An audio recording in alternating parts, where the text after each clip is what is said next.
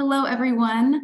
I'm Alex Brooks with the Center for the Study of Religion and Conflict at Arizona State University, and it's my pleasure to welcome you to CORES 2023, Let There Be Light, Religion and the Birth of Modern Science. CORES stands for Conversations on Religion, Ethics, and Science, and is a collaborative project created to address critical issues through respectful, informed, and productive dialogue.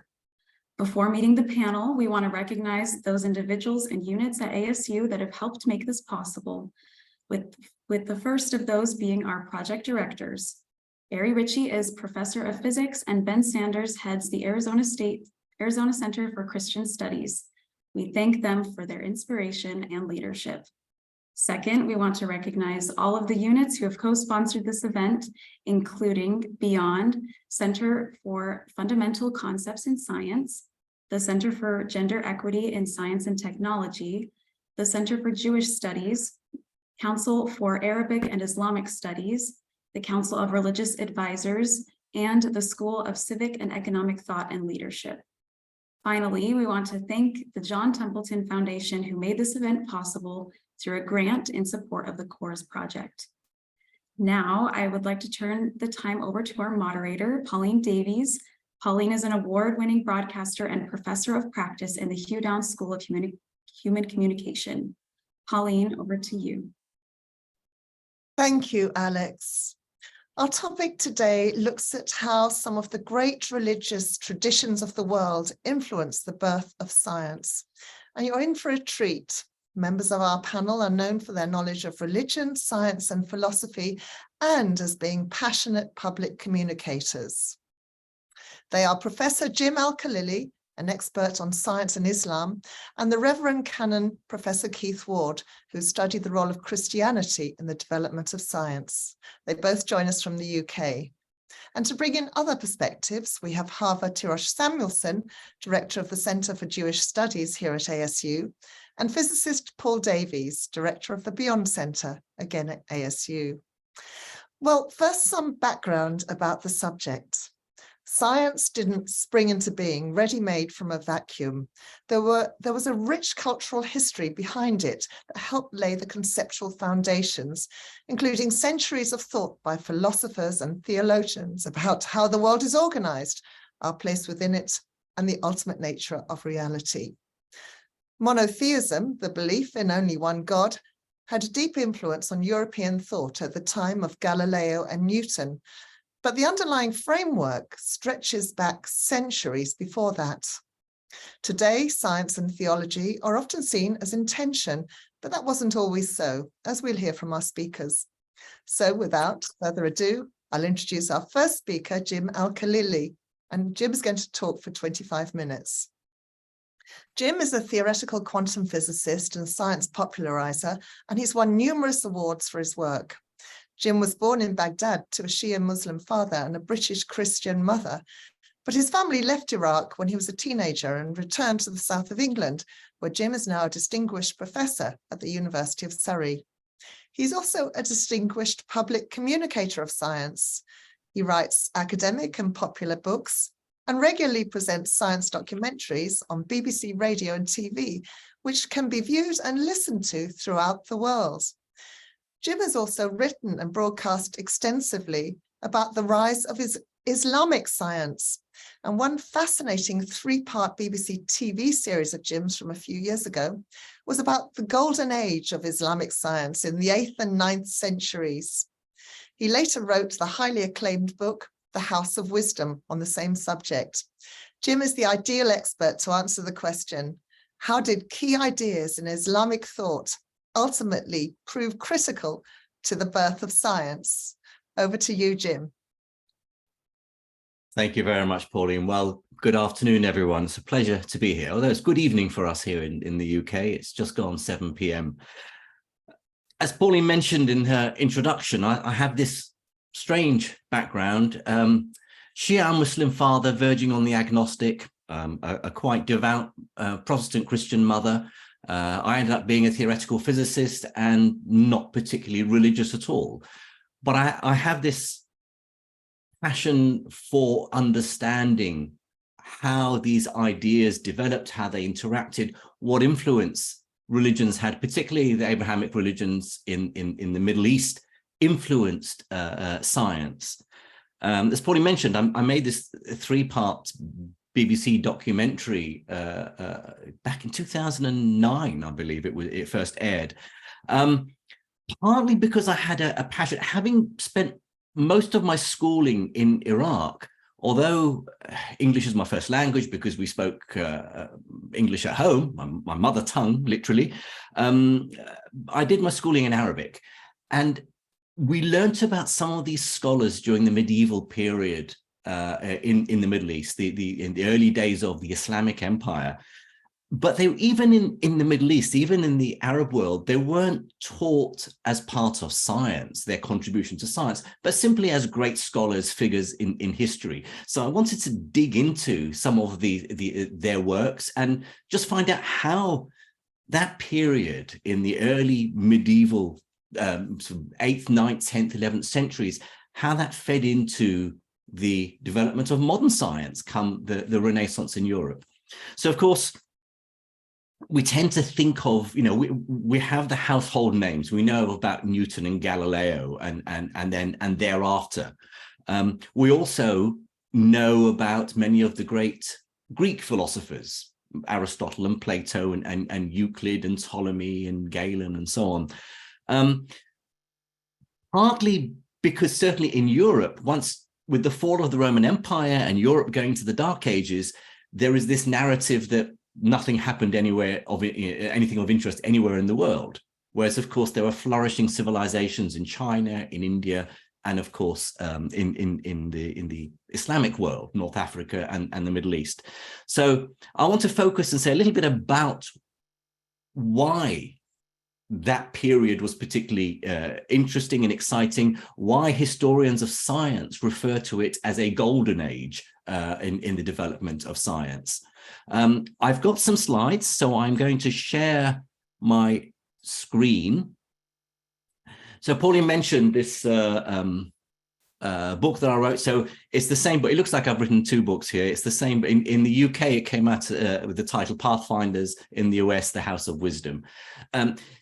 It was basically prompted first by the TV documentary, but having made the documentary, I realized I wanted to dig into this a little bit more. So I put on hold a lot of my academic work in physics, research into quantum mechanics, and did a lot of digging into researching into this period in the Islamic world to find out exactly how and why it took place. Well, of course, Islam emerged out of Arabia in the 7th century very suddenly, very quickly swept through the whole of the Middle East. But it wasn't immediately obvious that this was going to be a golden age of scholarship, of rationalism, of writing. That had to wait until the middle of the 8th century with the birth of the Abbasid Empire. Now, the Abbasids, they created their new capital, Baghdad. Partly the reason why I sort of have some affinity to that period, because I was born in Baghdad. So this in fact a Christian hospital run by nuns on the banks of the Tigris River in 1962, and I realized that it would have been just a couple of miles downriver from the birth of one of the greatest caliphs of the Islamic Empire, the Caliph Al-Ma'mun, who in fact was the son of a caliph that in the West we know rather better, Harun al-Rashid, because Harun al-Rashid is the character who appears in 1001 Nights, the Arabian Nights stories. Certainly during the period of Harun al-Rashid, this early Abbasid dynasty saw an expansion of the Islamic Empire all the way to sort of northern Spain in the west and India, almost butting up to China in the east. It was a huge, huge empire. And it was wealthy, it was powerful. This is a lovely oil painting, 19th century painting, depicting the great King Charlemagne, who was the great power in Europe in that period, visiting Baghdad and visiting al-Rashid, the caliph, and being, the historians write, in awe of the opulence of Baghdad, which was then the largest city in the world, the first city by some accounts to have more than 1 million population. But Harun al-Rashid himself wasn't particularly interested in scholarship and science and learning. It was his son, Al-Ma'mun, who created what we now refer to as the House of Wisdom. And there's no archaeological site extant today to tell us what the House of Wisdom was like, but we believe it was some form of translation house come library come place that pulled together scholars who would receive patronage from the caliph and the hierarchy of the Abbasid Empire to do science and study theology and poetry and art and literature and so on. Because the Abbasids were obsessed with scholarship, something they inherited. They had very strong links with Persia. And Persia was the great empire. But one scholar referred to a Persian talking to the Arabs, saying, "Well, you Arabs, you have all the words because Arabic became the official language of the empire, but we Persians have all the ideas." It was certainly a time when a lot of different ideas came together under one banner. So the big question is why? Why did it happen then? Well, of course, the first reason is because the Abbasids encouraged scholarship and learning. When they reached the borders of the empire, rather than for their if they would take over another particular dynasty or kingdom, they wouldn't come back with gold. They would come back with texts, with books, and there then began this incredible translation movement. So here you can see from this map the extent of the empire, the capital Baghdad, one or two other cities that Cairo and Cordoba, of course, were very important. Damascus, a very much older city than either Baghdad or Cairo.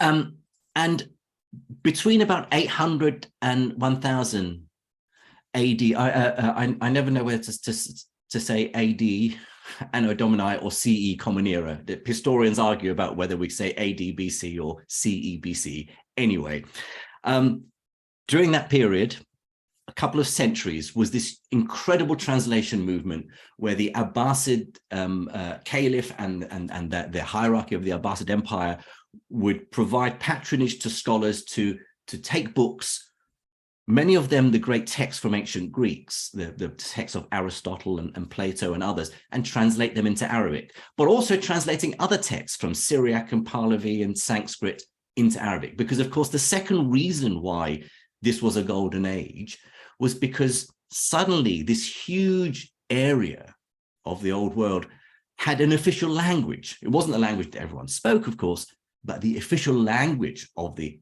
Abbasid Empire was Arabic, because it was the language of the Quran. What it meant was any scholar, be they Christian, Jewish, Persian, Arab, if they wanted their work to be known, to be disseminated, they would have to write their texts in Arabic. Added to that, the Islamic world used the invention of paper by the Chinese to be able to write lots of books and disseminate many copies of texts far more cheaply than they had done before with parchment, for example. The translation movement meant that, in particular, to begin with, it was the text that people were. Certainly the great scholars, the Christian and Jewish scholars in the Middle East, would have been well aware of the work of Plato and Aristotle and Ptolemy, and would have translated those texts into Syriac and Hebrew and so on. They then got translated into Arabic, and there grew this collection of great texts. Almost overlapping with that period, maybe slightly after, was then a reverse translation from Arabic back mainly into Latin. So this is long before the Renaissance in Europe. Europe is still stuck in the Dark Ages. This is the age of the Crusades. But there were pockets, European scholars around Europe, who would travel to cities like Baghdad, like Cordoba, Toledo, and they would initially looking for the great texts of the Greeks that they would have been well aware of, but then realizing either those texts didn't exist in the Greek anymore, so they had to learn Arabic to translate the Arabic versions into Latin, or discovering there were original texts in Arabic that had taken Greek thinking way beyond anything that they had expected. So I've got a sort of a whole list of the greats and the good of this period and what they did. I just wanted to pick a few examples of some of these scholars to talk about what they had done. Another reason why this new religion of Islam kick-started a flourishing period. On the one hand, I mean, we have to bear in mind, this was certainly under the Abbasids, a very tolerant dynasty. The scholars who were working in various areas of science were by no means all Muslims. There were many scholars, Christians and Jewish and Sabian and pagans, and who were receiving the same sort of patronage as the Muslim scholars. It was encouraged, and so, for example, advances in medicine. In the writings of Islam, there's this great emphasis placed on cleanliness, and that meant that there was a flourishing of ideas in building new hospitals and developing medical techniques. Certainly, one of the great early translators, a Christian translator by the name of Hunayn ibn Ishaq in the 9th century, was one of the first people to translate the medical texts of Galen. And he took it further. So he not only would he translate these texts, but he will add his own additions, for example, diagrams of the working of the eye. Likewise, in the same with medicine, because there were many, particularly many Christian physicians at that time. Astronomy was a subject that also flourished. Bear in mind, this was a time long before telescopes. But they took astronomy a lot further than the ancient Greeks. They started with the great classic textbook from ancient Greece written by Ptolemy called the Almagest. If anyone wanted to get into scholarship, the first thing they did was read translations of the Almagest, translations of the work of Aristotle, translations of Euclid's Elements, the great book on geometry. And they built observatories, and they carried out measurements more accurately than the Greeks had done. They were much more pragmatic in terms of putting an emphasis on empirical science and experimentation than the Greeks had been.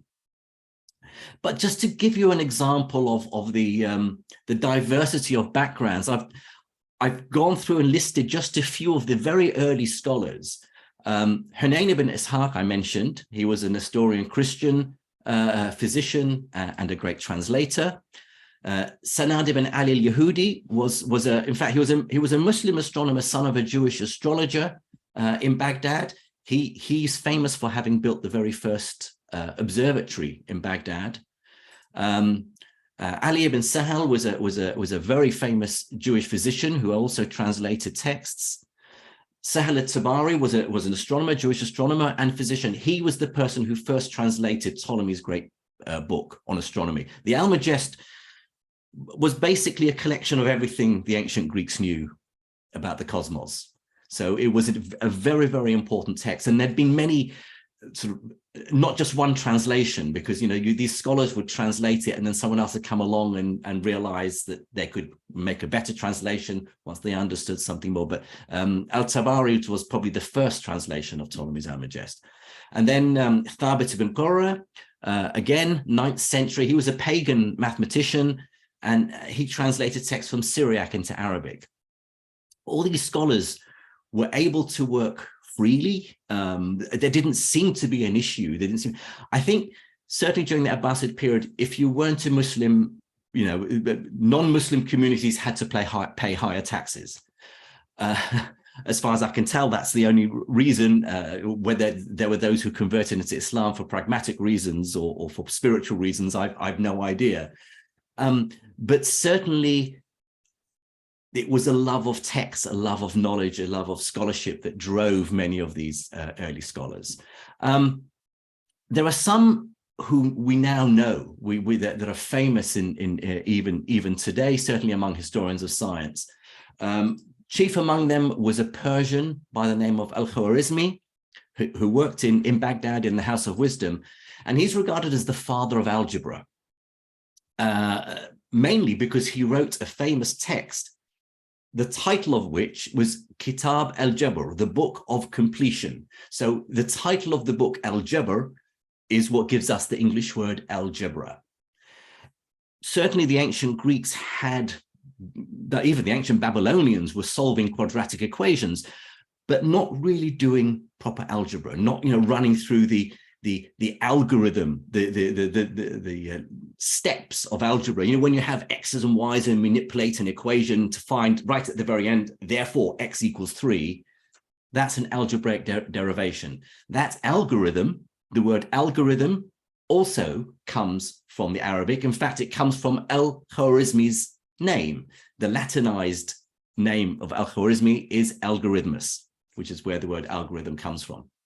So certainly, we think of a whole field of mathematics like algebra having first originated in this period. It was clearly a lot more than simply taking the great texts of the ancient Greeks, translating them into Arabic, and then when Europe reawoke with the Renaissance, dusting them off and handing them back to a grateful Europe, saying, here you go, we've looked after them, we've translated them to Arabic, but you can have them back again and translate them back into Latin. No, a lot of original work was done in this period too.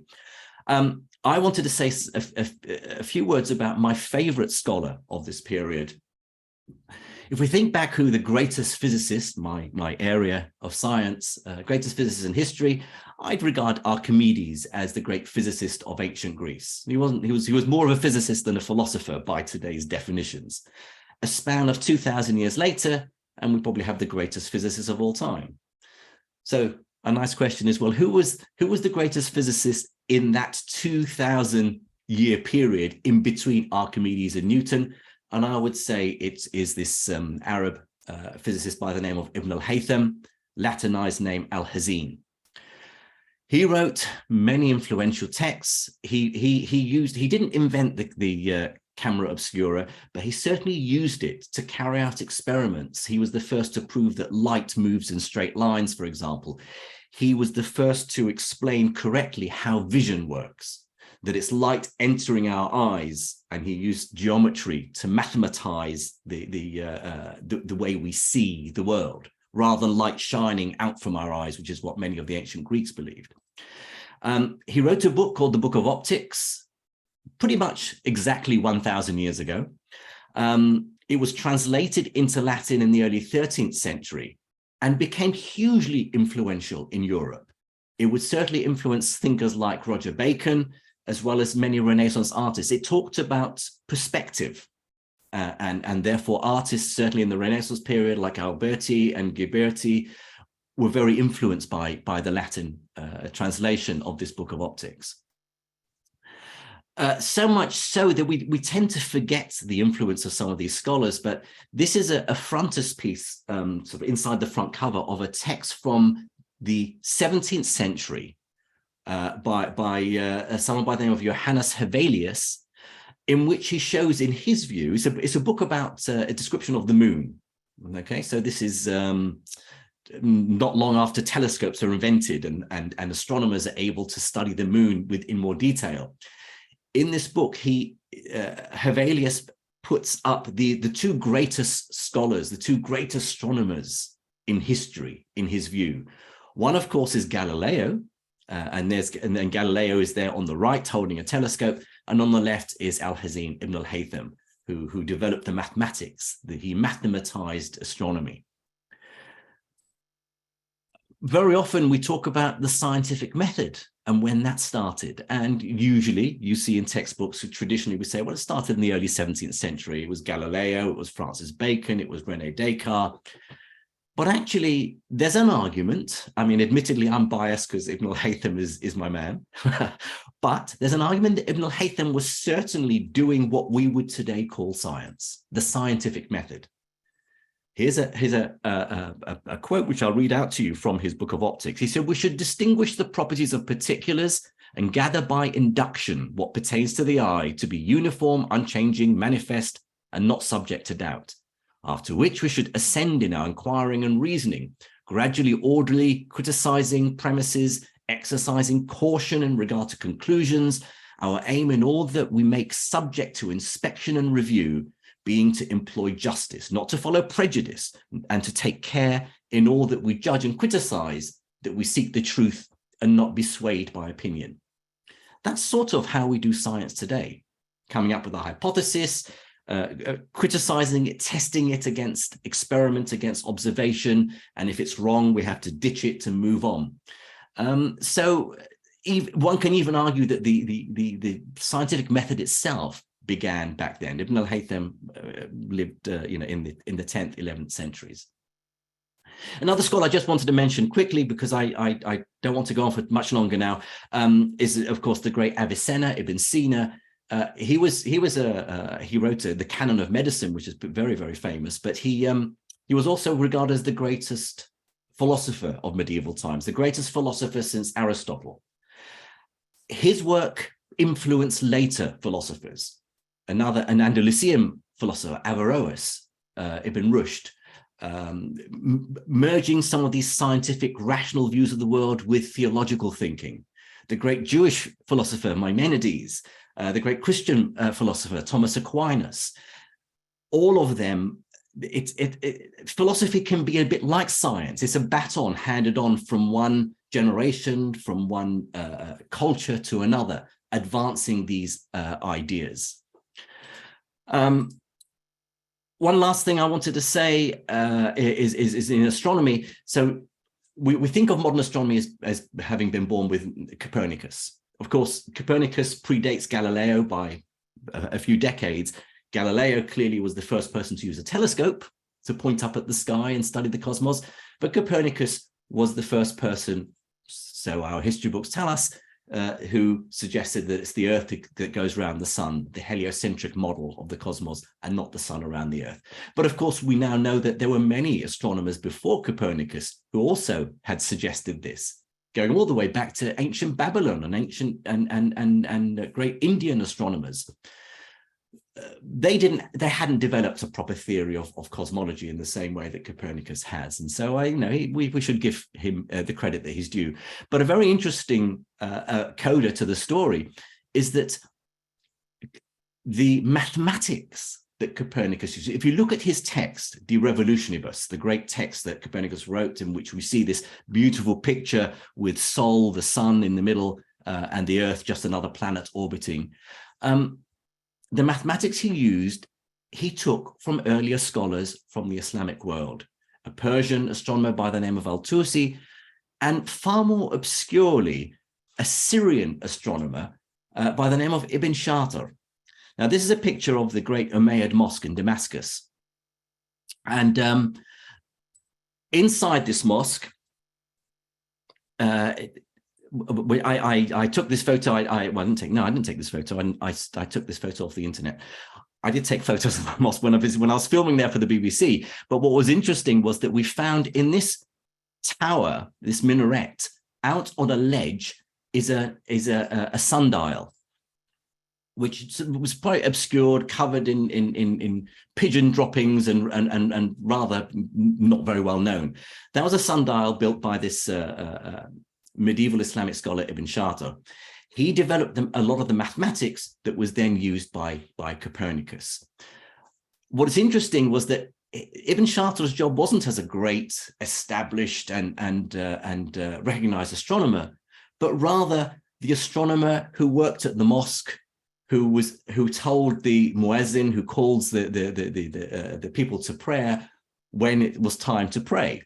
He was the person who would work out with his using his charts and tables with the month of Ramadan, the time of fasting, and so on.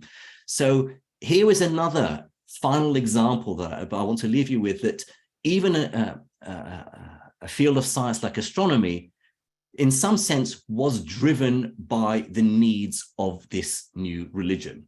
Of course, it took on a life of its own, and many of these astronomers then realized they didn't just want to be telling the mosque when it was time to call to prayer. They wanted to understand the nature of the cosmos.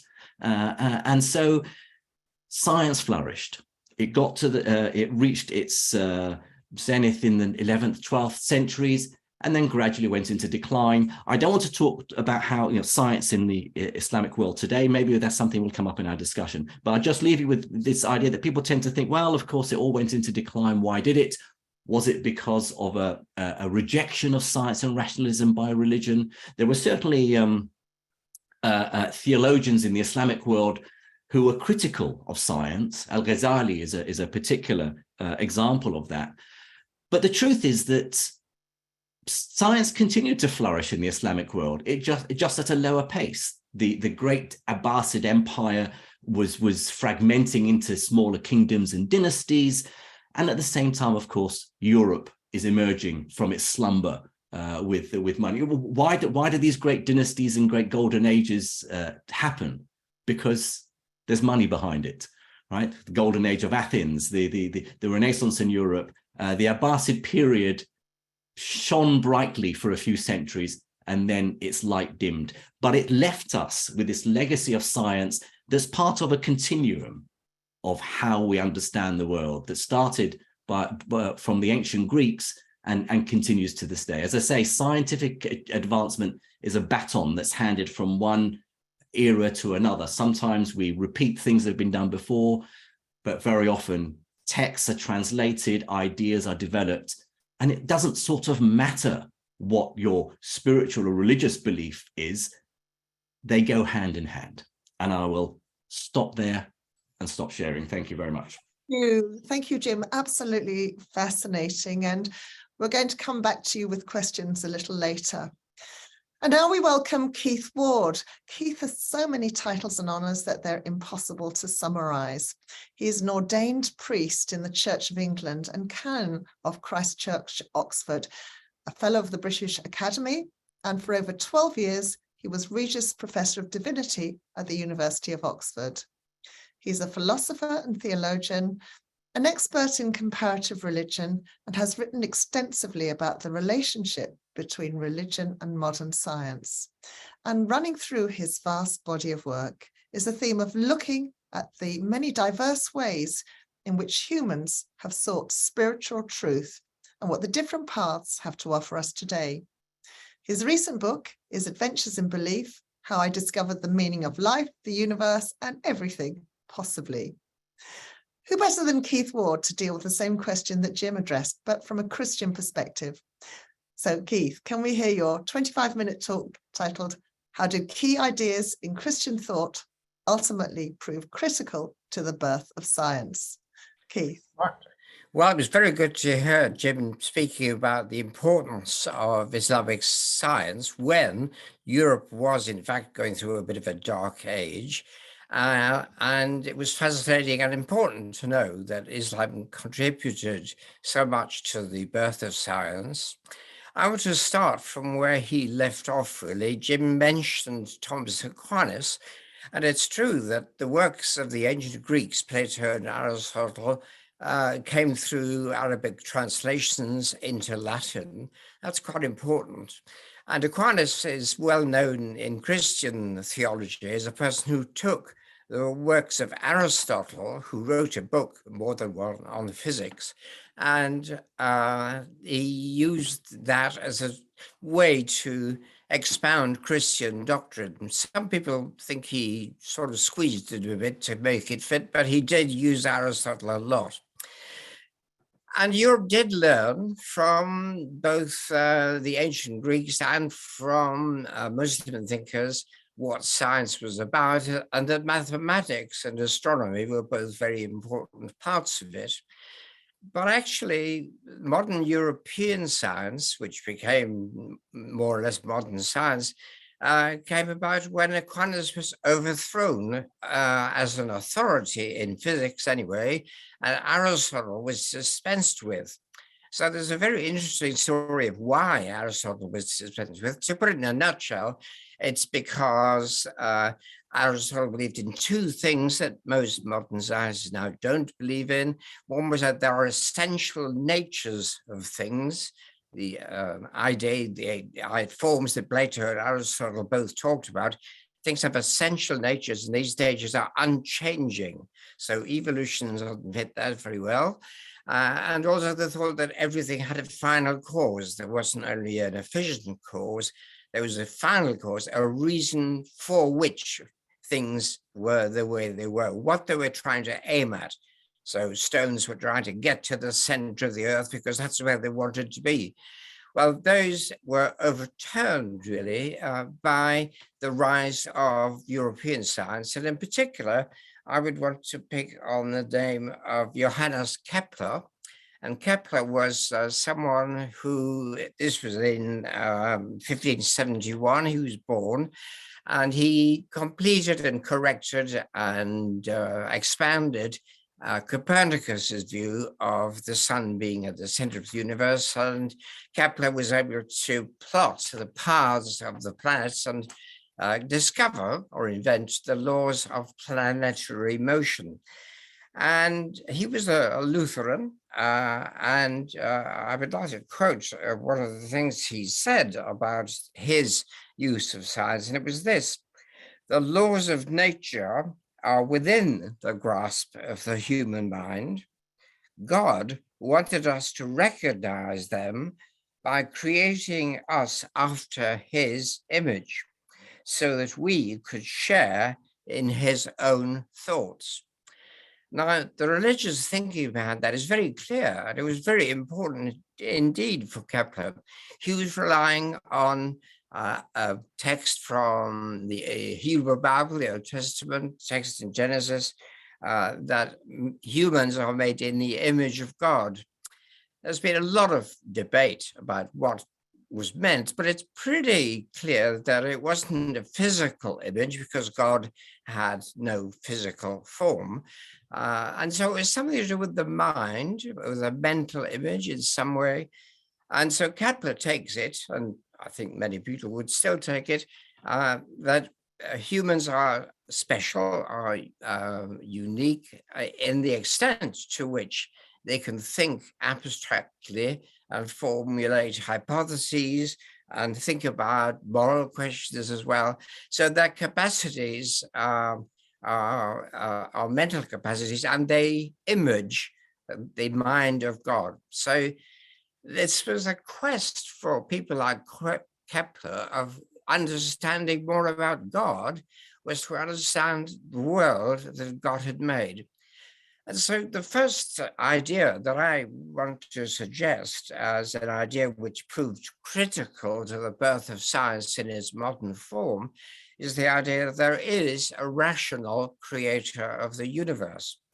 As Newton was going to go on to say in his Principia Mathematica, well, the reason that Newton thought there were laws of nature which were probably inviolable and absolute, unless God, of course, changed them, those laws of nature were in fact just what a rational creator of the universe, who was a very good mathematician, would have done.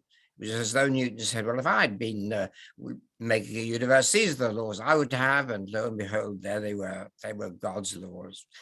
And for Newton, that was very important. In fact, Newton was a very, very devout Christian, although a heretical one, technically speaking. He was actually a Unitarian. They didn't have that name in those days, but he never told anybody about this because he was a fellow of Trinity College in Cambridge, and he thought that would be a bad move to say he wasn't a believer in the Trinity. But that was because he actually didn't think the Trinity was in the Bible, so they were. It was for a religious reason. The important thing was he did think God was the great mathematician, that he was rational. And this was backed up by a text in the New Testament. The first sentence of St. John's Gospel in the beginning was the word, which is the logos, which is wisdom or reason or intellect. So the ideas that were working here, and they developed very slowly throughout Judaism and then consequently Islam and Christianity, were that, well, there weren't many gods who were in competition with one another. So the universe wasn't an anarchy or a chaos. There was just one God. So the universe was likely to be unified in some way. The same laws would operate everywhere in it. And also, it was rational. It could be understood by logic and reason. So they were very important ideas, and they did, in Kepler's case, and in most people at that time's case, derive from the belief that there was one rational creator of the universe. So whether or not we need to go on having that belief is another question. But if you're asking what ideas were really important, well, the idea of a rational God was very important. And then part of that was, well, God is not only rational. Suppose you ask the question, why would God create a universe? And some people might say, well, how on earth do we know? But actually, people like Kepler and Newton had a reason. The reason for creating a universe was that it brought into being some good things, some intrinsically good things, which wouldn't otherwise exist. Like, for example, listening to a great piece of music, or painting a great work of art, or just enjoying a beautiful landscape. I mean, these things are of intrinsic value. If you say, why do we like them? Well, certainly if you believed in anything like God, or if you weren't somebody who just said, it just means it's a matter of pure taste and nothing else, you might say these are intrinsically valued. There are some things that are worth existing. So if that's true, and if some of those things worth existing could only exist in a created universe, that's a good reason for having a universe. And here the view, which is not just Christian, but I think it is centrally Christian and was important to them, was that God is love. That's a sentence in the New Testament. God is love, agape, which is self-giving love. And of course, if God is love, then whatever God creates must make love possible. So there must be other minds, other consciousnesses between which love can exist, because love must be interpersonal, it must be interrelational. You can't love a picture, that's true, that's one kind of love. But agape love, self-giving love, is relation between persons which is cooperative and compassionate, and which gives us some of the most intrinsically worthwhile experiences we can have.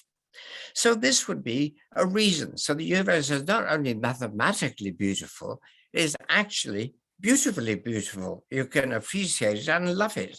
And it makes possible personal relationships, which also bring about values which otherwise couldn't exist. Now, science is important here, because if you ask the question, what does science basically take for granted or assume? Well, one is that things don't happen for no reason at all. Causality reigns supreme. Every event has a cause. If you find one without a cause, you have to find a cause for that, as in quantum physics, but we won't go there. I will leave that to Jim. But you can't really have things without any cause at all. They can't be completely random. That's a very basic faith. You just say, well, science wouldn't exist without that. So causality is important. Beauty, is that important? Well, it seems it is, because when you're doing mathematics, you're concerned, if you got beyond the early stages, with the beauty of the things you are discovering.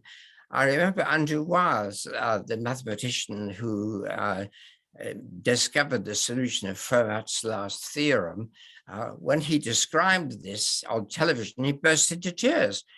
Because it was such a beautiful idea. Well, of course, he thought of it, that was part of it, but it was just beautiful intrinsically as well. So beauty is very important. I think Paul Dirac, a mathematician in Cambridge, used to say, I thought of these equations because they are the most beautiful. Well, beauty or mathematical elegance, yes, that's important. And relationship, is that important in science? Yes, it is, because science can only exist when people trust each other. and you assume they're telling the truth. They're not making up things. We know some of them do, but on the whole, scientists have to say, well, this is established, and they can discuss it and criticize it. They're personal relationships. And I suppose you want to say, well, in this way, science has very deep moral substandards, basic principles. So one of them is understanding the rationality of the universe. Another is understanding and appreciating the beauty of the universe. And another one is actually using your understanding of nature to produce human good. And I think science has always, at its best, had the view that we're doing this in medicine, for example, in order to improve the quality of human life. So these things are moral demands. And I think in science, you might feel, well, I just have to pursue truth, even if it's difficult. And even if everyone loves my theories, if I think they're true, I try and show them they're true and keep working at it. So truth becomes a very important value. I remember Steven Weinberg saying it, very famous statement really, the more I understand the universe, the less I think it has any meaning. It's slightly garbled view of what he actually said. But that always struck me as an extraordinary thing for him to say, because he found intrinsic value in understanding the universe. And that was the point. That was the whole point of the thing. But he had other reasons for being skeptical. And of course, that makes the point that the area of God gets mixed up with all sorts of, did you think this happened in history? And did you think that happened? So as Einstein used to say, the Bible is a whole load of legends and stories.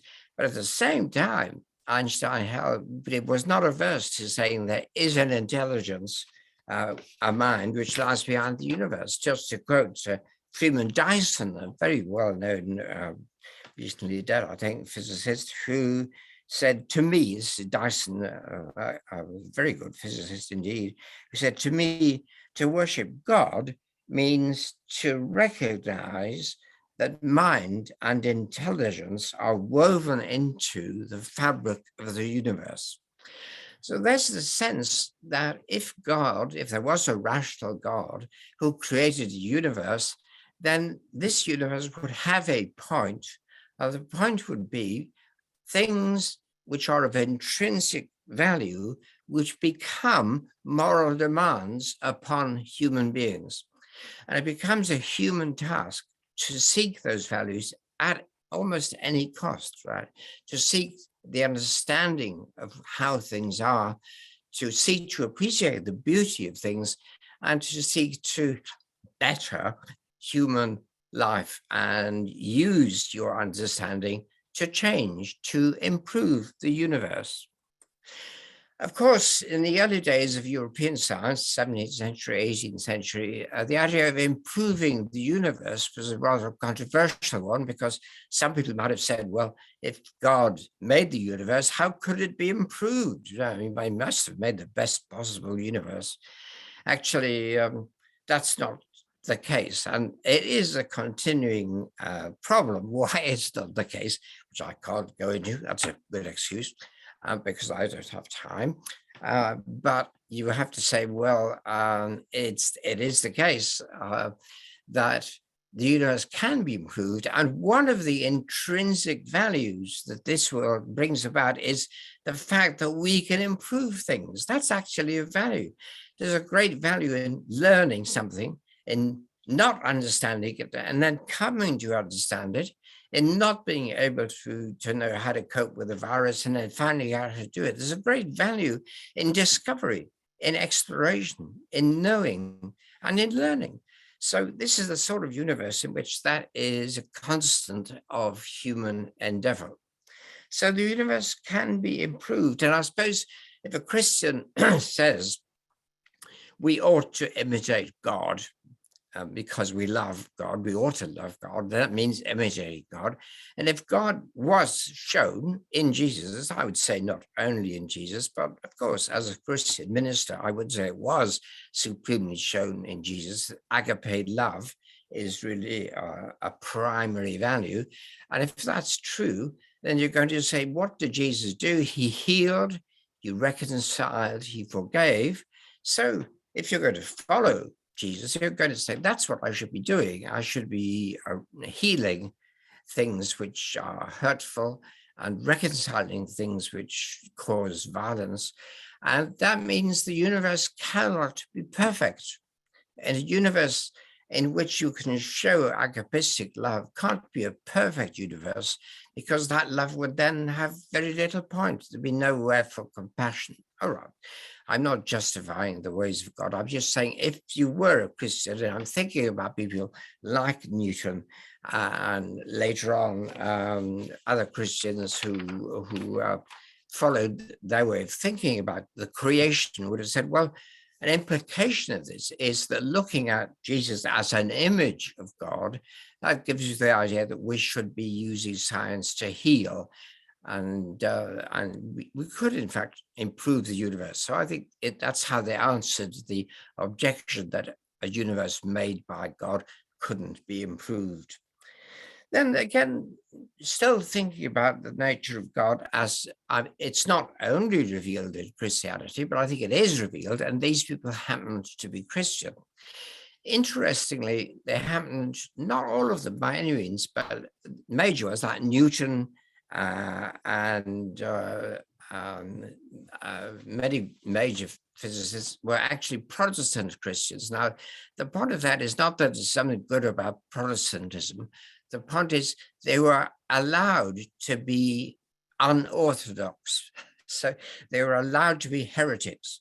There's something important about that, I think, when they're looking at religion and science. If you're going to be very, very orthodox, you're probably thinking, well, the past was better than the present, and things are just getting worse, and we must just believe what was said a long time ago. If you're able to be free thinking about it, you might say, no, maybe God is a creator. Maybe God is doing new things. Maybe we ought to imitate God by also being creative. And why should we obey what somebody like Aquinas or Aristotle said when they were so often wrong? Let's be new and original. And that went with that sort of Protestant thinking, even though Newton kept a bit quiet about it, about his unorthodoxy. It is true that I think the great creative scientists may accept religious beliefs, but they'll always give a little spin and have a view of their own, which is just a little bit unorthodox. I think that's perfectly good, because I happen to be that way myself. Not a good scientist, but unorthodox anyway. So that sort of religious approach of, yes, faith and trust in the rationality and morality and the goodness of being, that's important, but also that we don't understand it. The truth is yet to be found. We're looking for it. We can have new ideas and learn about it. Another thing that I'd like to say about this, of course, still thinking about the idea of God, but looking now for a moment just at a specific Christian doctrine. Again, I wouldn't limit it to Christianity, but it's centrally and distinctively Christian, is the incarnation, is the idea that one person could be a perfect image of the nature of the Creator.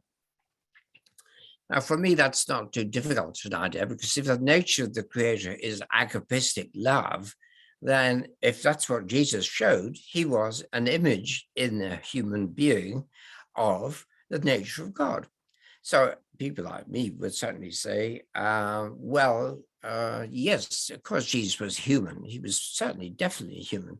But he became, and after his death, he definitely became, even more importantly, an image of the agapistic love and the healing and reconciling life that the disciples would be expected to live. Also, the incarnation would show, I think, definitively that human life was, in a sense, sacred, that because, as it were, the Creator had imaged the created being in a human life, there was something about human life which should not ever be frustrated or denied or destroyed. So the dignity and reverence that we owe to humans is centrally inspired by the idea of incarnation. So again, there's an idea important to the sort of science which puts human dignity and life and human welfare first. And that's quite important, because just as religion can be perverse and destructive, so can science. Just think of the H-bomb and etc. And you say, well, it's important that science should be gained, knowledge should be gained and used in morally acceptable ways, and those are ways which care for the welfare of human life. We could go on to say more than human life, of course, welfare of all life, perhaps. And there is perhaps the last thing I would say about these Christian ideas, that it was in the old, as we in England would say, Byzantine Empire. I think in the States you'd probably say Byzantine, so we just used it that.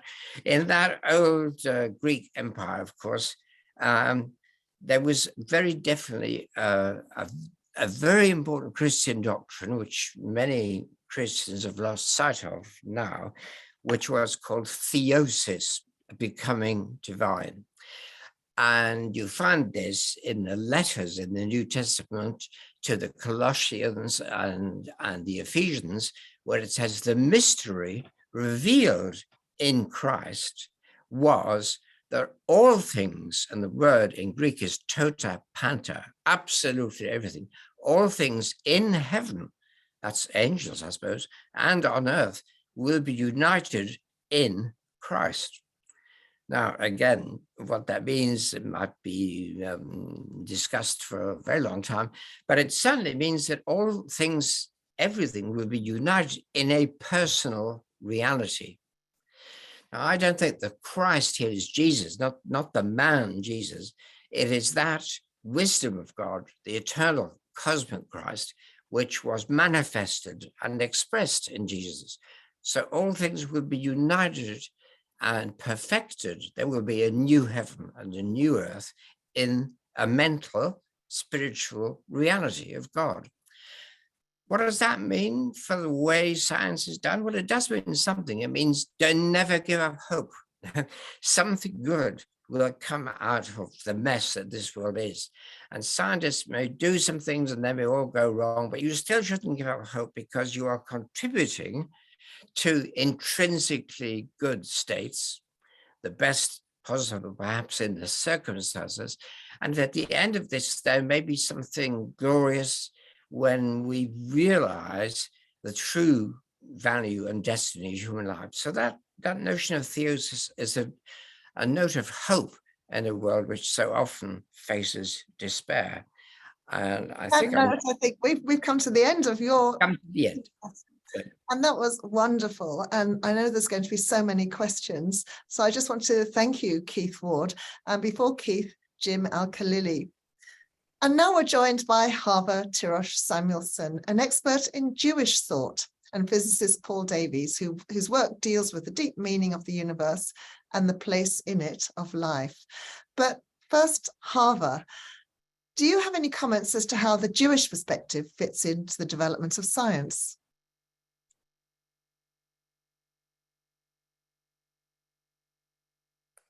Yeah, thank you very much for including a Jewish voice in this conversation. So far, we have heard about the contribution of Islam to the birth of modern science, and I will say a few words. I'll try to do it rather quickly and therefore superficially, but I will try to say something about the Jewish contribution. So kind of the interesting thing is that Jews are not among the list of people who are known when we talk about the modern, the birth of modern science. So if the list includes Kepler or Galileo or Boyle or Newton, you're not going to know the name of Jews that were relevant to the story.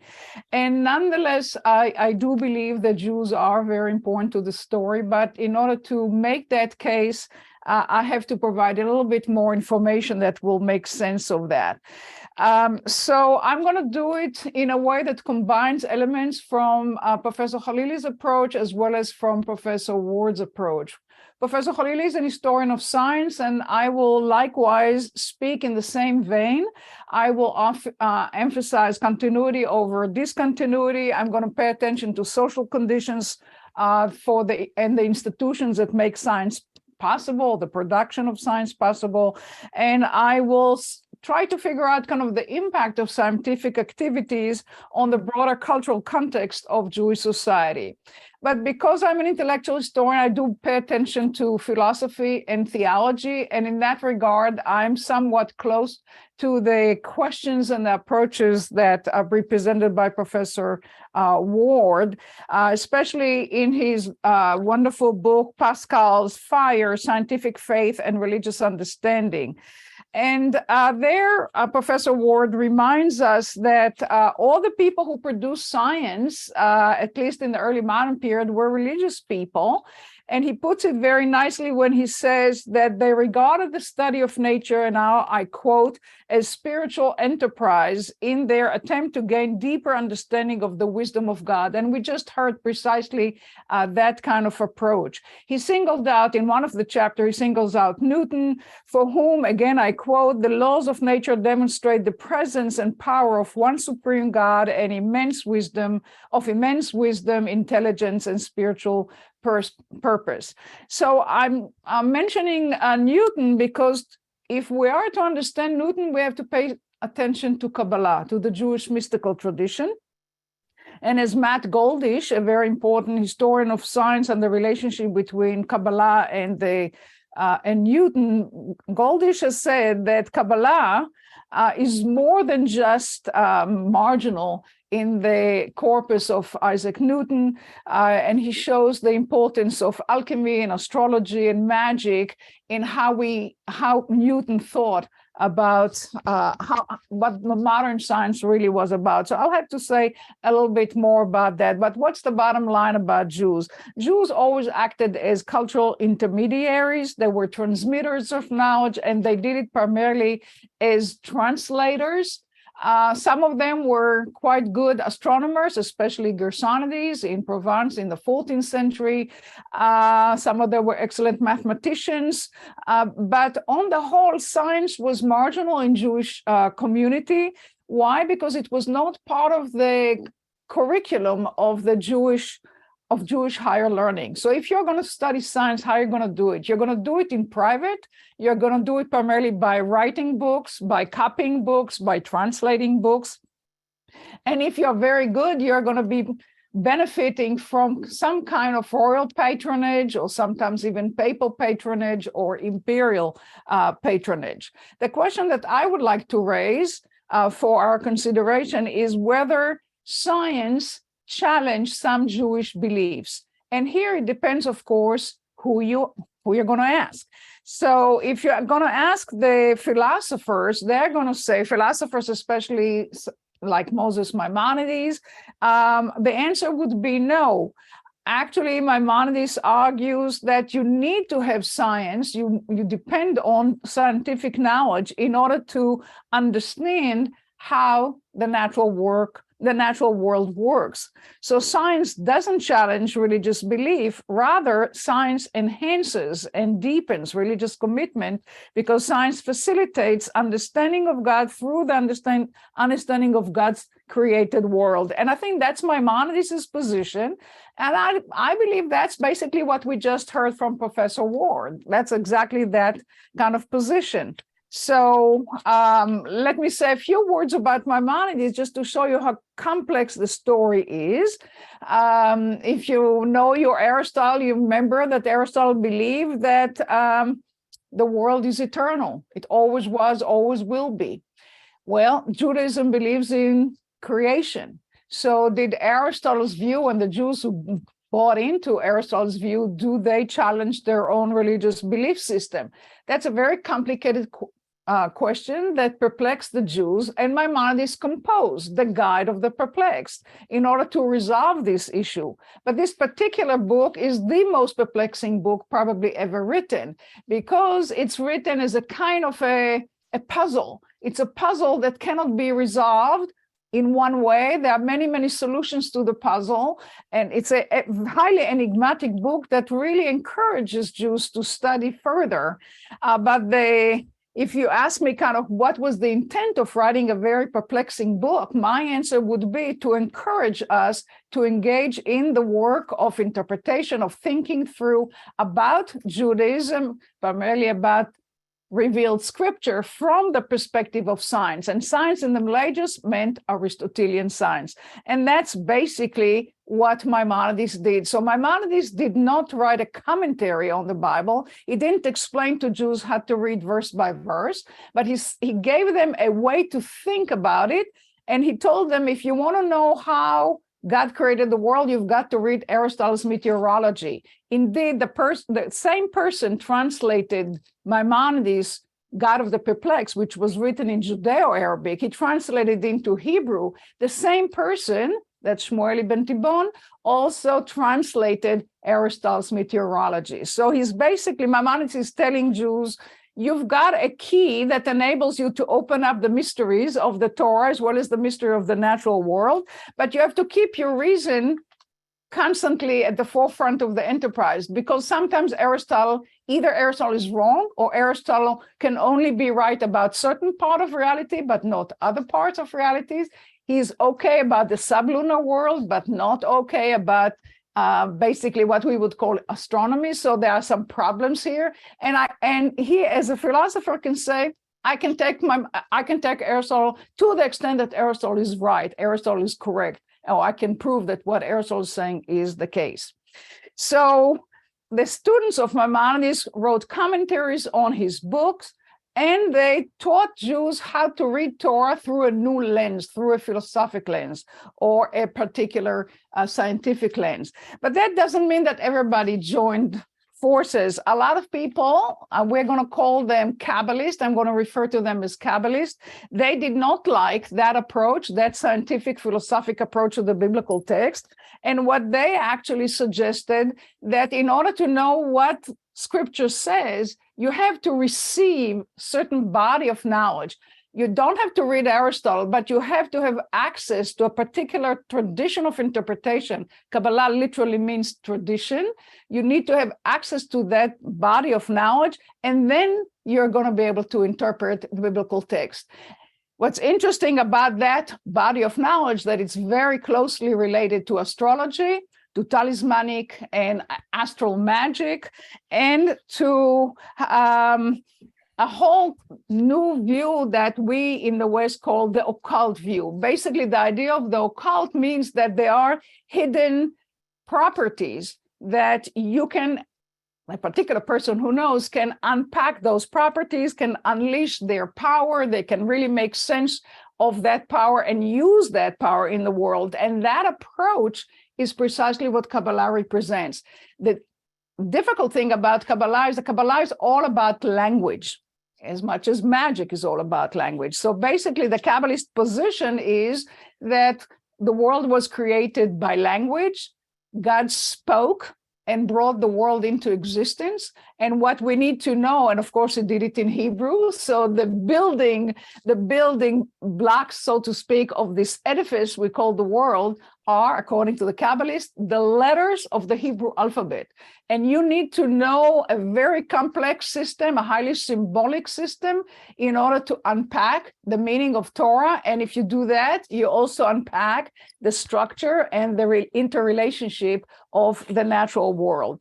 The interesting thing historically is that that view became very influential in the Renaissance, especially because you have people like Marsilio Ficino or people like Pico della Mirandola who had access to this knowledge. Why? Because they had Jewish teachers. So Pico's teacher was Yohanan Alemano, a very interesting person who studied Kabbalah and magic and astrology, and that became very, very important in the origins of modern science. So my point is that we need to think about those areas which we don't normally associate with science, such as magic, such as astrology, and in order to figure out how modern science came into being. So the one point I will say about language is that language and its association with magic makes sense if we keep in mind that it's all about power. So if you know the structure of the word and you know the inherent occult properties, then you can impact the world. So if you ask yourself, how did it all come about? It didn't come just from knowledge of the general principles, which is what natural philosophy a la Aristotle gives us, but rather a much more particularized kind of knowledge, which the Kabbalist suggested to us. So it's a very complicated story, but I will suggest that in the 16th century and 17th centuries, we have to pay a lot of attention to those traditions. If you know something about the Hermetic tradition that is associated with Hermes, an ancient god, then you will see how it all fits together. So to conclude, I would say that while Jews did not take the lead in modern science, they contributed to the emergence of modern science in the following way. First, they had a long tradition that incorporated science or natural philosophy into the interpretation of the biblical text. Second, the Kabbalists among them were engaged in astromagic, astrology, and alchemy that shifted the attitude toward nature from bookish learning to hands-on knowledge, to practical knowledge. And third, Kabbalah in particular not only endowed the study of nature with religious meaning, it also inaugurated the connection between knowledge and power to change nature. So we all know the famous formula, knowledge is power, scientia potestas est, that's associated with Francis Bacon, who is considered one of the fathers of modern science. And what that means is the capacity to do. But the deeds are magical in the sense that they aspire to manipulate nature at its foundation. What's the moral of the story? That modern science was not a break with the immediate past, but really it's a story of continuity. Second, I would say that science could not be separated from either philosophy or religion, and the boundaries between science and what is not science is very fluid and very fuzzy in this early modern period. Third, while modern science emerged in Western Europe, it was not an exclusively Christian story. Rather, it was a story in which Muslims and Jews played a supportive role that began several centuries before the emergence of modern science. And finally, the birth of modern science is neither linear nor monochromatic, but rather it's a very convoluted story in which diverse intellectual traditions, Aristotelianism, Platonism, Neoplatonism, Stoicism, Hermeticism are all intertwined. So the bottom line is that in the world that gave us modern science, there was no conflict between science and religion, and there was no separation between science and philosophy. And perhaps this is the lesson that the conversations on ethics, religion, and science, or CORES for short, is precisely what it seeks to give to all of us. So thank you all for joining us. And I guess now we can begin the questions. Thank you, Hava. That was terrific. Yes, I you. That so much. And, you know, the idea that's coming out quite strongly from everyone is that science deepens religious belief, maybe still deepens religious belief. So would anyone like to comment? Paul, you haven't spoken yet. Would you like to go first? Yes, you're quite right, Pauline. That really was a treat. And I've been scribbling notes. I could talk for hours, and I know you'll cut me off long before that. I wanted to pick up on a couple of things that Keith said, and then we can maybe have a further discussion, because I have myself stressed the importance that this idea of monotheism, that there was a supreme lawgiver who's ordered the universe in a rational way with fixed laws, is the very foundation of science. Most of my scientific colleagues would call themselves atheists, but they accept as a matter of belief that not only is the world ordered in this rational way, but we human beings can come to understand it as both rational and intelligible. And this is really a theological position. There's one other aspect I wanted to throw in, which I've thought a lot about in recent years, which is that in monotheism, there is a belief that God cannot be changed by the nature of the world, but the world depends utterly for its existence and its nature on God. There's this asymmetry. The world doesn't change God, God supports the world. And that asymmetry is directly reflected in the way physicists and most scientists accept that the laws are fixed, and whatever happens in the universe, however violent the phenomena, collapse of objects to black holes and so on, the laws are impervious to that. So just in recent years, some scientists have dabbled with the idea that maybe we should move beyond that and have the notion of laws being flexible, but that's still regarded as heretical. So 300 years into science, into the scientific project, this belief in fixed laws, rational mathematical relationships that humans can come to understand is the very foundation of science. And I think there's no doubt that is a theological position. I also wanted to throw in something, and I'll let the others comment on this.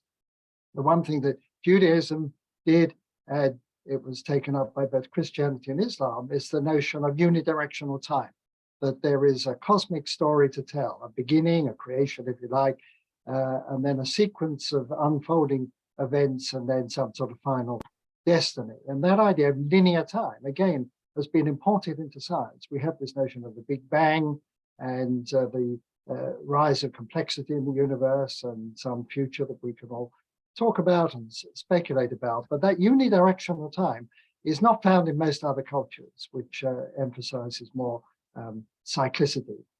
So that was a really important point. Two major points: unidirectional time and this rational, intelligible, fixed set of laws. These are the important things. I threw in some other comment about extraterrestrial life. We could talk about that if there were time. But if you want me to turn this little rambling diatribe into a question, it would be just to ask Keith. He pointed out how Protestantism was more tolerant of heretical thought. We all think of the Catholic Church and Galileo and the attempt to sort of suppress what he was saying. But I think the version we get is a little bit simplistic, isn't that right, Keith? And that really the Catholic Church wasn't actually anti-science. It was really more politics and personalities playing out. Could you just say a few words about that? Oh, well, that's absolutely true. And of course, you mentioned the Big Bang, and as we know, it was Lemaitre, a Catholic priest, who actually thought of that idea. And even Einstein thought it was a ludicrous idea, but became converted to it. And Catholics have, Mendel is very important in genetics. So Galileo himself always remained a believing Catholic, I'm sure. And Copernicus was a canon of Krakow Cathedral. So Catholics were doing things.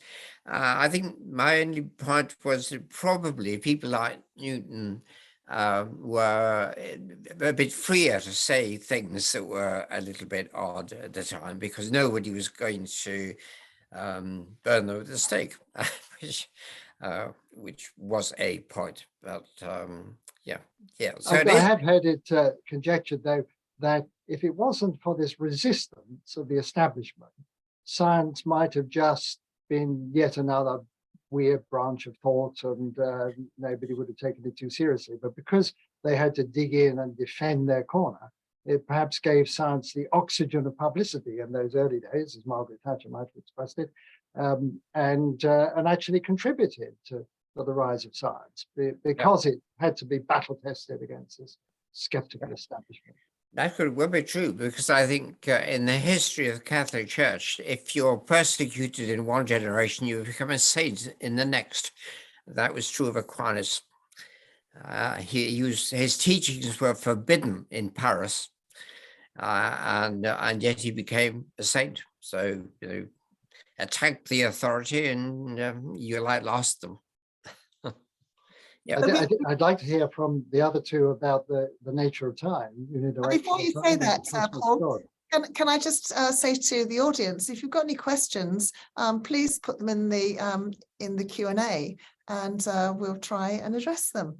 So I'm sorry, Paul, so I interrupted you. So well, I was just wondering whether Jim and Hava might have something to say about this critical thing of unidirectional time, which is so important in science. We think of linear time. And yet this was a great break from so many cultures, the idea that the universe began at a fixed moment in the past and is unfolding according to some sort of sequence where there's a cosmic story to tell. And modern cosmology, you know, we talk about the universe and states of the universe, and you write books about the universe. There is a thing called the universe, which has a narrative that you can articulate. And that's actually a very bold idea. It's not a sort of a wheel of fortune, things go around and come around and the different competing influences and so on. So would the others like to comment on the importance of this unidirectional cosmic narrative? Hava, did you want to go? No, the only thing that comes to my mind is that the Jewish position or the Judaic position is an attempt to emphasize freedom. So I would connect what you're talking about in terms of where there is a beginning and an end, but it's always open-ended. And because the future is always open-ended, there is an inherent hopefulness, I think, in the Jewish position. Because we don't know, in that sense, by the way, that's why one reason why Maimonides opposed astrology, why he thought that astrology is not a science, it's a bad science. However, I should say that Gersonides, who was even a better scientist than Maimonides, did take astrology seriously. But in any way, if I think what's the merit of this idea, I think it's the open-endedness of the future and hence hope. Whereas if you have internal return, a kind of an Nietzschean understanding, right, of the time, everything is what it always was, then there's very little room for creativity and for openness and for hope. That would be my take. But it's not a scientific response, it's more like a theological response. I would say, I mean, in response to your comment, Paul, of course, I mean, to let people know, Paul and I are part of a research project looking precisely into the direction of time and why it points from past to future and not in the other direction. So, you know, there's some serious, we're given research funding to actually think about and do research into this, which is great fun. But I think a lot of people would argue aspects of modern cosmology, you know, the beginning of the universe and whether it had a beginning and whether we are one of many parallel worlds, how the universe will end. Because a lot of aspects of cosmology, I think, don't fall into what we might call traditional empirical science, because it's very difficult to test some of these ideas. Firstly, you know, there's only one universe, so what do you compare it with that we're aware of? But also, it's very difficult to carry out an experiment to see how the universe will end or how it started. And they may argue that cosmology is really not so different from theology. We'd like to think that in science it's empirical and we have to test things, but there are ideas in cosmology. You know, Roger Penrose, Nobel Prize winner, who worked a lot with Stephen Hawking, argues and has done and still does the idea that the universe may well be cyclic, that our universe was born in a big bang that came from a previous generation universe. To some extent, these ideas are not part of the mainstream now because we thought it maybe our universe can form in a big bang and grow and then recollapse again in a big crunch. Then maybe that big crunch becomes the big bang for a next generation. We now believe there is empirical evidence to suggest the universe is very unlikely to recollapse on itself, but it'll just carry on expanding forever. So there are still a lot of questions in cosmology. Science shouldn't be so arrogant as to think that we have dismissed and left behind some of these old, outdated ideas. I wanted to make a quick comment on something very interesting that Hava said about Maimonides' teaching that science and rational thinking should guide us in better understanding our faith, our religious beliefs. I found that very interesting, particularly when I was filming for the BBC and my Science and Islam series, because I know you guys may get it as well, but I will get emails from people, particularly from devout Muslims, although I think this is not restricted to just Muslim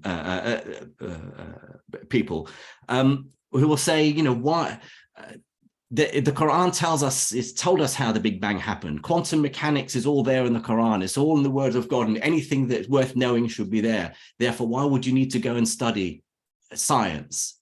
You know, it's all there in your holy book.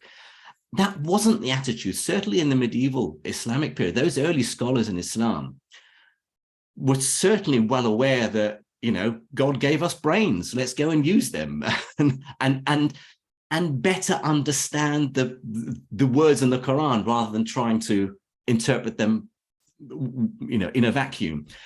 And what was interesting, and I say, I'm not a religious person myself, but it was interesting actually interviewing imams in a madrasa, a religious school in Iran, who were very keen to point out that the Quran is not a medical textbook. It's not a book on mathematics or astronomy. It's a book that tells 1 billion Muslims how to lead their lives.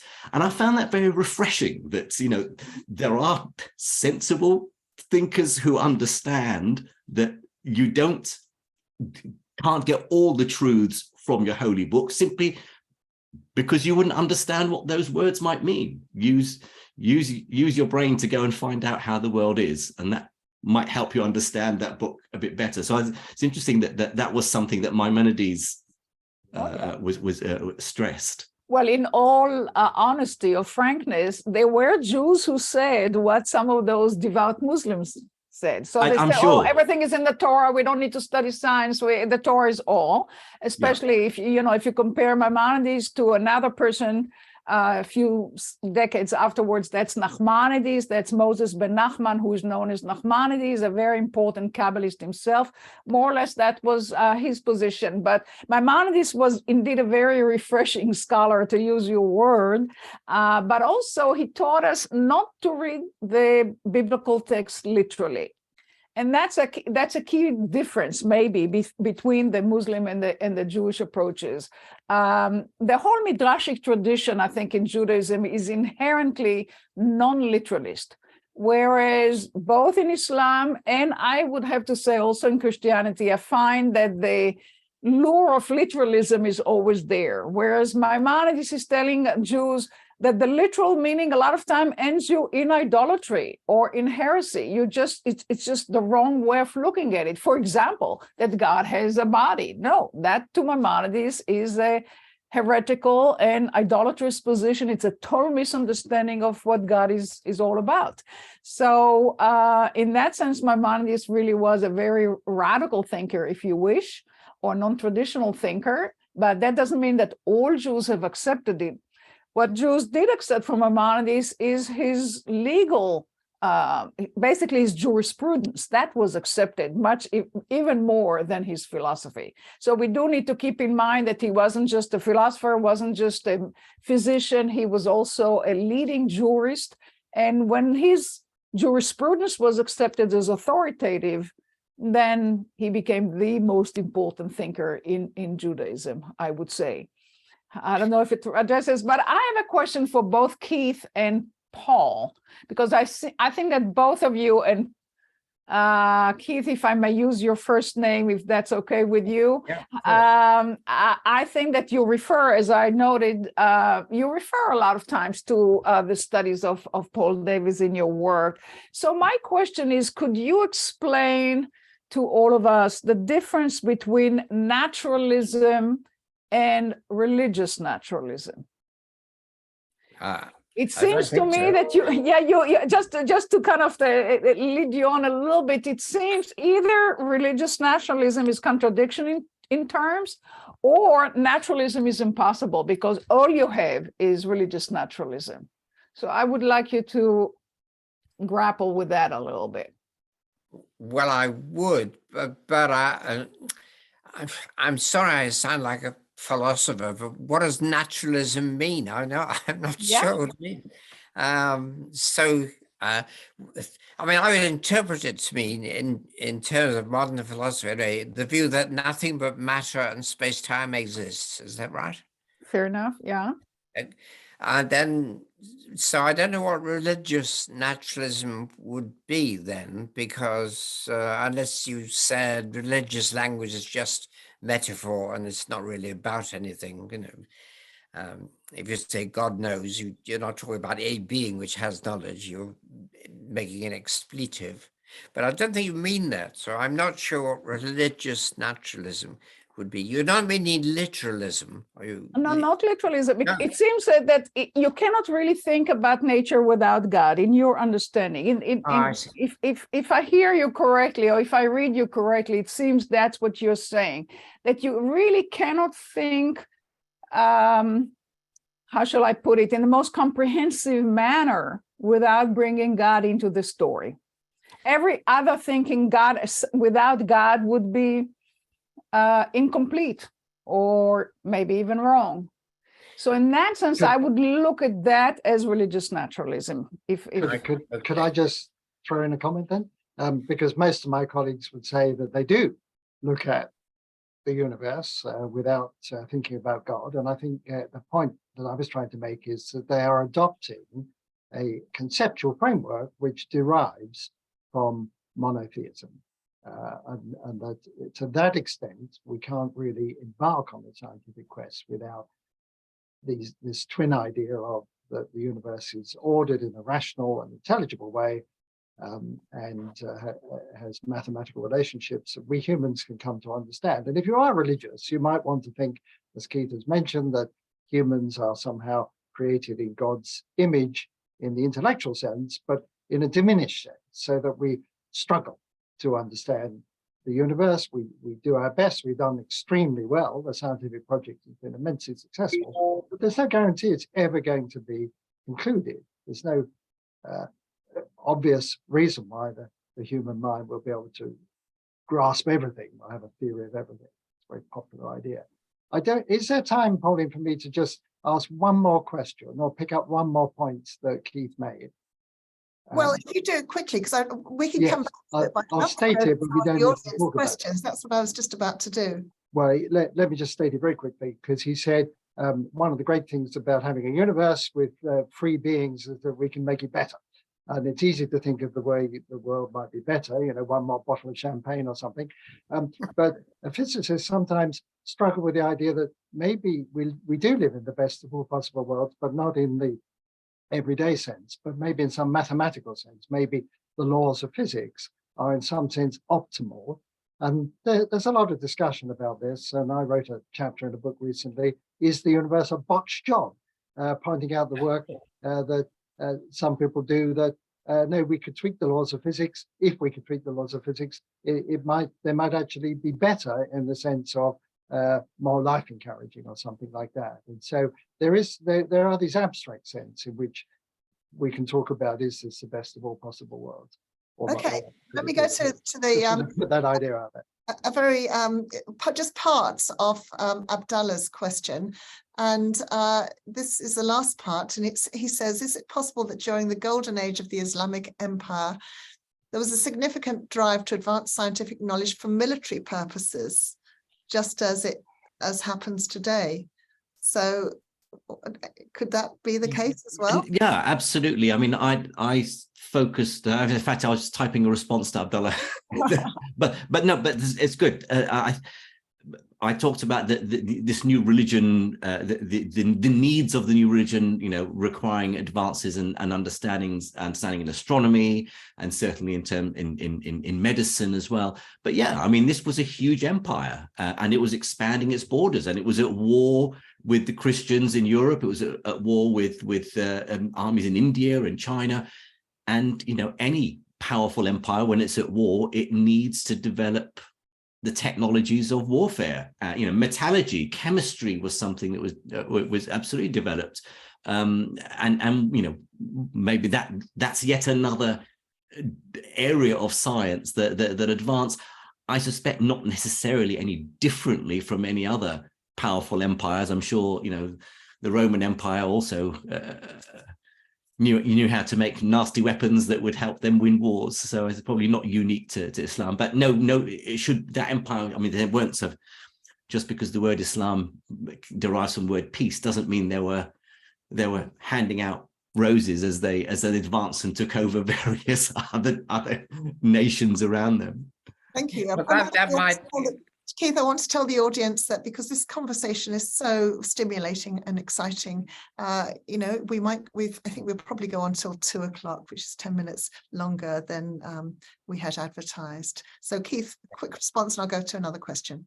I was just going to say, there's quite a lot of anti-scientific thought around in the world today, and that may be one of the factors that a lot of scientific work goes into the construction of more and more weapons and is producing technologies which seem to be harmful to the environment, that people are beginning to think that science is not something that can be ethically trusted. I just read a report in the papers today about genetics, and Lord Winston saying that a new genetic law was proposed in England could actually be harmful in ways we can hardly imagine. So that fear of science, being able to do, the Faustian fear, too much knowledge and control, is actually dangerous. Now, I don't think that's true, but it's an explanation of why science might come to be suspected and lose its authority in a society. I don't think it will in our society, but if certain people got into power, it would lose its authority, because you already hear people saying, politicians saying, we don't trust the experts. And that is perhaps a very dangerous position to be in, which is why science needs to be ethically oriented. Actually, a question from me: is science inevitable? The development of science. You know, if the world started again, would we ever find science? Yes. Mm. Yes. Sorry, I've often wondered, you know, if an asteroid had hit the Mediterranean 2,000 years ago, would the scientific method really have emerged? Because it does seem to depend so much on historical contingency. And the great contrast might be with China, where at the time of the birth of science in Europe, China was more advanced technically. And if you take something like lodestones, they knew about magnetism, but it took the genius of James Clerk Maxwell to put together the mathematical laws of electromagnetism. So we now have an understanding of how magnetism arises. And that came directly out of this notion that there is a set of mathematical laws which we don't see from casual observation, but you have to dig out by this intellectual endeavor that we call the scientific method. You can't get there by trial and error. So I wonder, this comes up a lot about SETI, the search for extraterrestrial intelligence. Would alien civilizations inevitably develop science and have radio telescopes and be trying to communicate? It's not obvious to me at all that you would ever stumble across this thing called science. We take it for granted because, you know, I'm a scientist, and my colleagues say, well, of course it works. I'm paid to do it. You know, that's my job. But when you stand back and think, we're dazzled by the ability of science to deliver so much, that it is such a peculiar thing. You stand at a blackboard and write strange squiggles, and then you go into a lab and do really weird things with matter. You'd never build the Large Hadron Collider on the basis of, well, let's put all this stuff together and see what happens. You have to have this underlying concept of these unifying laws of deep abstract mathematical relationships that connect everything together deep down. The world is not just a hodgepodge of phenomena and odds and ends. I'm talking too much. I better stop. I'll just add to that, Paul, that I think I agree with you actually, but for me, it's the scientific method that I wonder whether it was inevitable we'd stumble across. I think once we discovered the scientific method, the idea that, you know, you can test your ideas out, and if they're wrong, if they don't match with observation or an experiment, then you have to disband them, come up with something better, something different. But you've got to believe that there is something out there to discover, that there are hidden mathematical relationships. You see, we don't see them. When you see an apple fall, you see a falling apple. But it took Newton's genius to connect the motion of the apple to the motion of the moon. I That's don't think right. any other animal on our planet has done that. And even though there are some very smart animals, and I wonder if it just takes certain cultural antecedents, certain contingencies, accidents of history, to stumble across the fact that yes, we can unlock the secrets of the universe because there is this mathematical subtext that we can decode.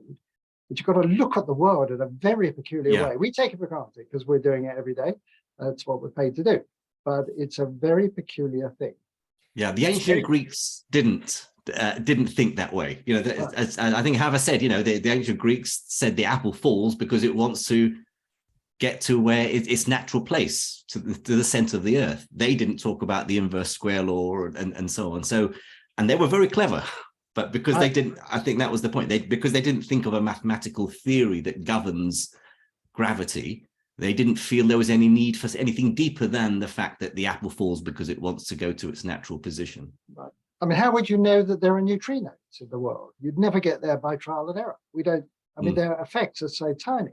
You have to have this sort of belief that there's an underlying mathematical scheme and a need in the equations for a particle with the properties of the neutrino. And then lo and behold, you find it, but you have to put a huge amount of effort to actually detect the things. Okay, and another question, and this is really a question from Arjun, and he's asking about other faiths. So we've been concentrating on the on monotheism, but what about the other great religions of the world, the Buddhism, Hinduism, and whatever? I know you're not experts in that particular area, but do you know anything about it, or is this just worthy of another discussion? I just to say one comment. I remember giving a talk about cosmology, I think, and I talked about the Big Bang, and there was a young Sikh student in the front row, and I could see his face light up. And after he came and told me, he says, "This is exactly what we're taught in Sikhism, that the universe is born in a great ball of fire." And it's great that I now understand that modern science agrees with me. So he went away very, very happy. There is, of course, a tradition in theoretical physics of appealing to Eastern philosophy, Eastern thought, Zen Buddhism, and so on, which seems to mesh quite well with concepts in quantum physics and particle physics. And I personally think some of that is a little bit overblown. But the architects of quantum mechanics in the 1930s were aware of this link to Eastern thought. And I should mention that the Dalai Lama himself is specifically interested in theoretical physics, partly, I think, for this reason. Yeah, okay. I think that does deserve another session, but it would more than we can do at the moment. We need another grant from we do. John Templeton Foundation. Yes. This question is from JW, and it's addressed to anyone. Why do you think God does not manifest itself clearly and directly as a tangible being in the present with whom we can interrelate? It would seem that God's tangible presence is absent, and is his absence intentional? And if so, why? Well, it's a bit like physics. You might say, why is it, as Paul pointed out, so difficult to think that there is something we cannot see which accounts for everything that exists? You need to make a leap of intellect to see the foundations of reality. And I think if you stop thinking about God as a person who walks around and says, "Hello, here I am," and you think of God as the ultimate source of all beings, you'd expect the knowledge of God to be at least as difficult as the knowledge of physics. And therefore, it wouldn't just be obvious to everybody. It's because you're thinking, because he or her, she is thinking of God too anthropomorphically and thinking, well, surely this person has a body and could walk around and show people. But if you say, no, it's something like, it's just a remote analogy, It's something like the ultimate undescribable ground of all beings and the source of every possible world and the source of supreme value. And if you talk about that, you say, well, how on earth could it show itself? Well, Christians have a guess, but it's even then difficult to detect. It should of course, be a non-theist will say, well, that's very convenient then, isn't it? yes, it is. Yes. Well, whether you're a theist or an atheist or some other mode of thought, there's a Tower of Turtles in the famous metaphor, and something's going to hold it up unless it is a bottomless pit, and that something could be the ground of being, as Paul Tillich would describe it. And you think of God as that rational ground that explains that. I don't like the word cause, because that, to a physicist, that has very specific meaning, but explanation. The world is explained because of some supporting super turtle that's holding this whole lot up. And of course, that doesn't have to be any being in the anthropomorphic sense, or anything even remotely like a model of God that anybody has so far thought up. It might be something mysterious and beyond our ken. Of course, there are many religions in the world, and some not organized religions, but just systems of thought and mysticism and so on, where the stress is laid on the unknowable. We cannot know. It's all part of the way the universe is put together. The ultimate source of being is unknowable to we finite human beings. That's a very rich tradition. Accepting that, I want to say that I honestly think that when you touch and appreciate beauty, that is touching and appreciating God. And when you appreciate and obey a moral obligation, that is meeting God. So if you don't think too anthropomorphically, you think, when do I meet occasions of value which seem to come from beyond myself and maybe to an extent transfigure me, that's God. But that takes a lot of working out. Here's another question, and this is actually one from Barry Ritchie. Could recognizing the religious roots of modern science promote better engagement of religion and science today? So I think that question is really for all of you, but I might start off by saying, is there really a schism between religion and science in other parts of the world, or is this more a United States phenomenon? What's it like? I say certainly in the Islamic world there is a real issue in Islamic countries, Pakistan, even in the Middle East, even in the sort of wealthy Gulf states that are trying to sort of be as westernized as possible. There is a real suspicion of science, that science is an atheist Western construct being imposed on them, and they don't trust it, and they feel somehow it's going to detract from their faith. And there, I think, explaining that their ancestors 1,000 years ago had no problem whatsoever in trying to rationalize the world and nevertheless remain faithful to their faith, I think is really important. I think there really is a problem, and it's not that science is encroaching on religious thinking and forcing religious ideas to have to be overturned. It's simply that people feel, maybe the same as in the States, just feel nervous that science is somehow a threat in some way. Can I follow up on that? Yeah. I would add to that fear and suspicion two words. One is modernity and the other one is secularism.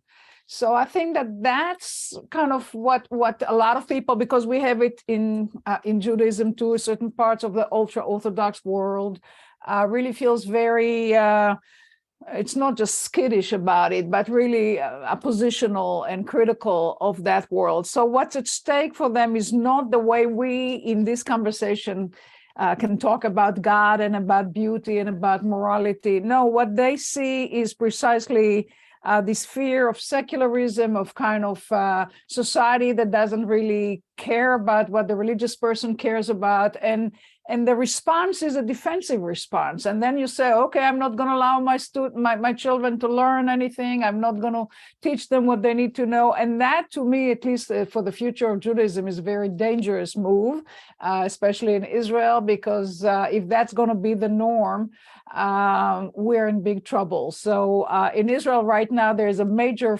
struggle going on really about what kind of education children should have, and should the state force ultra-Orthodox children to study science? And many Israelis would say, yes, that should be the right way to go, but they resist. The Orthodox community resists it, and who knows how it's going to end. But I think in 2030, Israel will have 30% of its population as Orthodox Jews. And if they are going to be ignorant of science, the future of Israel and the survival of Israel is going to be on the line, or at least going to be in question.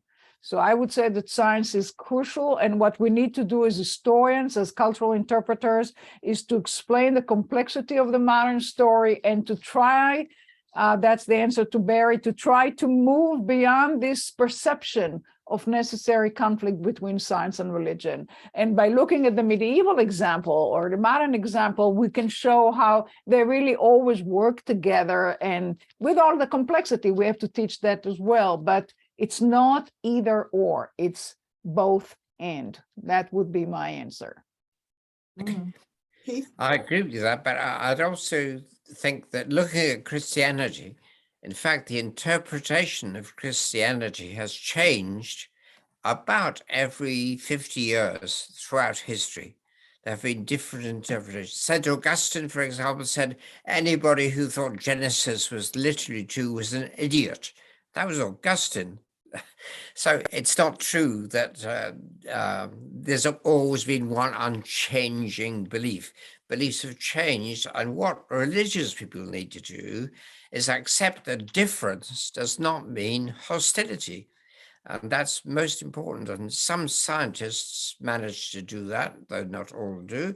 And I think religious people need to do that and say, yes, diversity is not bad, it's permissible, and you can accept and promote diversity while still holding the beliefs that you think to be true.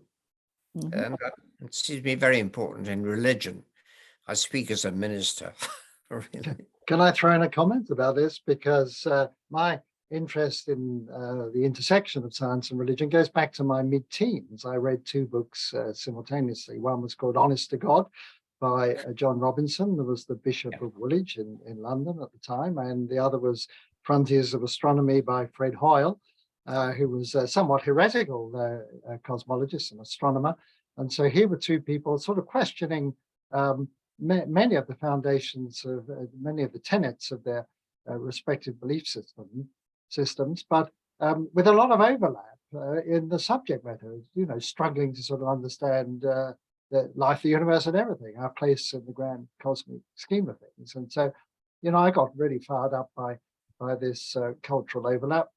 And in the early days of my career, there were a lot of meetings and discussions between scholarly theologians, ministers of religion who studied some science, liked to talk about things in a non-dogmatic way. And we used to meet, and Keith, you must remember many meetings, Vatican and elsewhere, where we would talk about some of these things in a very productive way. And then it all soured because of the growth of sort of militant atheism. It wasn't enough for people to say, well, I choose not to believe many of these things, but I think you people are evil, and that I really want to go on the warpath. And the media, of course, loves that. And so thereafter, so many discussions, whether they were public or private discussions, where it took place in this atmosphere of antagonism, that where there was one side was right and the other was wrong, and it just degenerated for really quite a long time. But I do see a glimmer of hope now. We're having this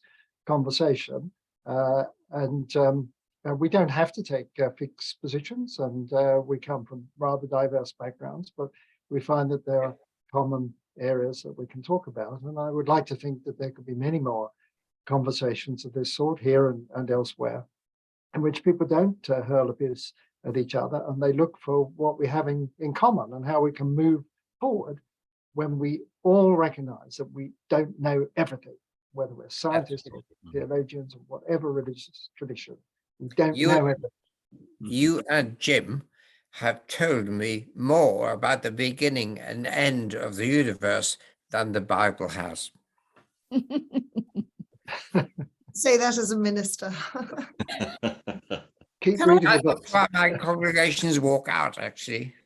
Can I just finish with one very last question? Paul mentioned the future. This ties into a question from Thomas, and what's the panel's perspective on the future relationship between science and religion in the next 10, 20, 100 years? And we only need a very quick answer from all of you, because then we have to end. So, Jim, can you start? Well, I'm not quite sure what I can say. I think it's, in the perspective, for Muslims who are concerned that science is encroaching on their faith and the belief and the teachings of the Quran, is what Hava was saying, that you don't take your religious teachings literally. You learn about the world through science, and you use that knowledge to better understand your religious faith. I don't see there's any need that they have to conflict. I know many, as Paul says, probably the majority of scientists are not religious, but I know many scientists who are, for whom their faith is very, very important. That doesn't make them any less a good, as scientists. Yeah, I think more dialogue like this is the way to go. Okay, how about you, Paul? Do you think there's such conflict between religion and science? Well, carry on? Well, I would like to finish with the vision of Sir John Templeton, whose money has enabled us to hold this event, because of course he was a great believer that you don't look backwards to receive wisdom and say that's it. He'd love to say we only know 1% of reality or divinity or whatever you want to call it, and he had this idea that there can be progress, so that we can come to better understand through rational inquiry and the scientific method, better understand the world. And so he had this very forward-looking view, but it was founded on this, his motto, how little we know, how eager to learn. And I think that's just a great way to approach this subject. And I hope he's right. He had 1,000-year vision. 1,000 years, we will make a lot of progress, and there won't be this conflict. Quick comment, Hava, if you happen to have one. My quick comment would be that we need to assure that our next generation will not become anti-intellectualist. I'm very concerned about the anti-intellectualism that is very rife in our society across the world. And our job as educators is to dissuade young people to explore, to use their rational powers, but not think that rationality necessarily conflicts with their emotions or with their spiritual aspirations. On the contrary. So if we can convince our students that you can really have it both, and take religion seriously and take science seriously, and above all study history, and I think we can get somewhere better. Quick comment from Keith. I just say, I think diversity is the mother of creativity.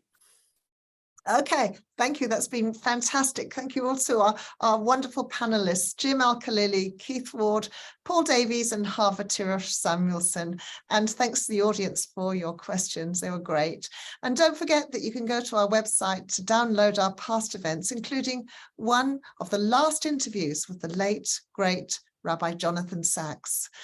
Conversations on religion, ethics, and science is supported by a grant from the John Templeton Foundation. And our thanks once again to Professor Barry Ritchie from ASU and Ben Sanders from the Arizona Center for Christian Studies for their inspiration behind the CORES events. I'm Pauline Davies. Thank you. Thank you. Yeah. Bye-bye.